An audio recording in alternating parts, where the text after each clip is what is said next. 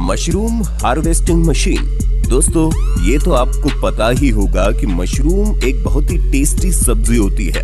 देखिए दोस्तों, फैक्ट्री में इस तरह से अलग अलग चैम्बर बनाकर मशरूम की खेती की जाती है, जिससे मशरूम को उगने के लिए ठंडा माहौल मिलता है। और इस तरह से मशरूम को उगाने के पीछे एक वजह ये भी होती है कि अगर आप मशरूम को हाथों से तोड़ते हैं तो इसमें समय भी बहुत ज्यादा लग जाता है और मशरूम की जड़ के कटने का डर भी होता है, जिसके लिए इन चैम्बर में मशरूम हार्वेस्टर मशीन लगाई जाती है। जब ये मशरूम पूरी तरह से उग जाते हैं तो ये मशीन इन मशरूम को काटकर कन्वेयर बेल्ट पर डालते जाती है। उसके बाद ये मशरूम कन्वेयर बेल्ट की मदद से आगे पहुंचते हैं, जहां इनमें से खराब मशरूम को अलग करके अच्छे मशरूम को पैक कर दिया गया है। ये मशीन मशरूम को इस तरीके से काटती है कि मशरूम की जड़ बर्बाद नहीं होती, जिसकी वजह से वहां दोबारा मशरूम उग जाती है। मेकिंग। दोस्तों, आइसक्रीम के कोन को बनाने के लिए इस शानदार मशीन का इस्तेमाल किया जाता है। इसके लिए सबसे पहले इस मशीन में गरम तवे के ऊपर गीले फूड इंग्रेडिएंट को लगातार एक बराबर मात्रा में गिराया जाता है। साथ ही इस मशीन के ऊपर का भाग इसे अच्छी तरह दबाकर पका देता है। इसके बाद एक दूसरी मशीन इन्हें तुरंत ही खींचकर गोल शेप के कोननुमा सांचों में डालते जाती है। इन कोननुमा सांचों में गोल गोल घूमकर ये आइसक्रीम के कोन के शेप में बदल जाते हैं।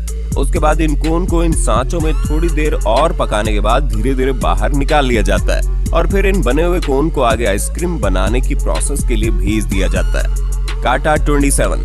ये मशीन आइसक्रीम कोन को सबसे जल्दी भरने का काम करती है, जिसके लिए इस ऑटोमेटिक मशीन में आइसक्रीम के कोन को रख दिया जाता है। उसके बाद इस मशीन के ऊपर लगे भाग आइसक्रीम का मटेरियल कोन के अंदर बिल्कुल बराबर मात्रा में भरते जाते हैं और दूसरी साइड में मशीन भरी हुई कोन को उठाकर कन्वेयर बेल्ट पर रखते जाती है। इतना ही नहीं, बल्कि इसके बाद इन आइसक्रीम को उल्टा करके इनकी टेस्टिंग की जाती है, ताकि आइसक्रीम पिघल के इधर उधर न फैल जाए और फिर इन आइसक्रीम को पैक करके मार्केट में भेज दिया जाता है। ये मशीन 1 घंटे में तकरीबन 3000 कोन पैक कर देती है। Gills onions. दोस्तों, लोग प्याज खाना जितना ज्यादा पसंद करते हैं, उतना ही झंझट और आंसू भरा काम होता है प्याज को काटना। तो इसलिए कई देशों के लोग कटा कटाया प्याज खरीदना पसंद करते हैं, जिसके लिए सबसे पहले ये मशीन प्याज की जड़ों को काटकर अलग कर देती है। उसके बाद इस मशीन में लगे रोलर प्याज के ऊपर से छिलका निकालते जाते हैं और मशीन के साथ काम कर रही लेबर इस बात का खास ख्याल रखती है कि सभी प्याज के छिलके उतर गए हों।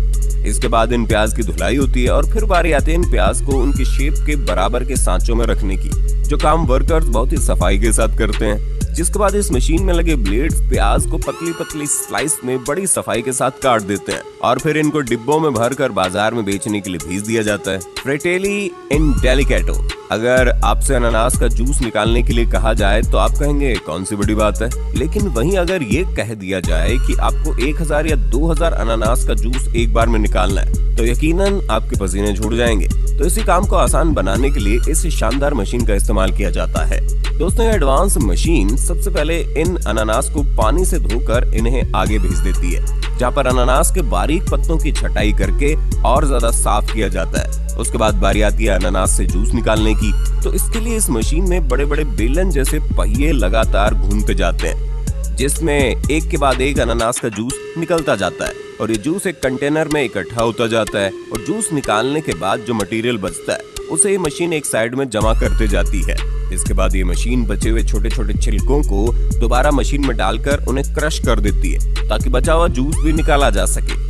आपको जानकर हैरानी होगी कि इस मशीन से निकाले हुए जूस को छानने की जरूरत भी नहीं होती। एम्ब्रू पिज्जा मेकिंग।